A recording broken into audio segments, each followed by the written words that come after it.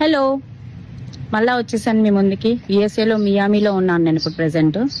So నేను మొన్న conference కి వెళ్ళాను కదా, ఫీకల్ మైక్రోబయాటా ట్రాన్స్ప్లాంటేషన్ గురించి డిస్కషన్ జరగడం జరిగింది. యుఎస్ఏ ఎవరైతే ఫారిన్ కంట్రీస్ లో ఉంటారో వాళ్ళకి దీని గురించి ఐడియా ఉంది బాగానే. మన ఇండియన్స్ కి ఉండొచ్చు, ఉండకపోవచ్చు, నాకు ఐడియా లేదు. ఫీకల్ మైక్రోబయాటా ట్రాన్స్ప్లాంటేషన్ అనేది గట్ హెల్త్ కోసం, అంటే గట్ డిస్బయోసిస్ అనేది ఆటిజం, ఏడిహెచ్డి, ఈ డెవలప్మెంటల్ డిలే ఉన్న పిల్లలకి చాలా ఎక్కువగా ఉంటుంది.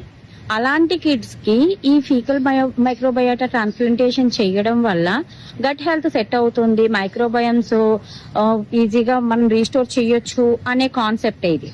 కానీ ఇదే సేమ్ వేని ఆయుర్వేదంలోని వస్తీ రూపంలోని 5,000 సంవత్సరాల కిందటే చెప్పబడింది అని చెప్తే మీరు నమ్ముతారా?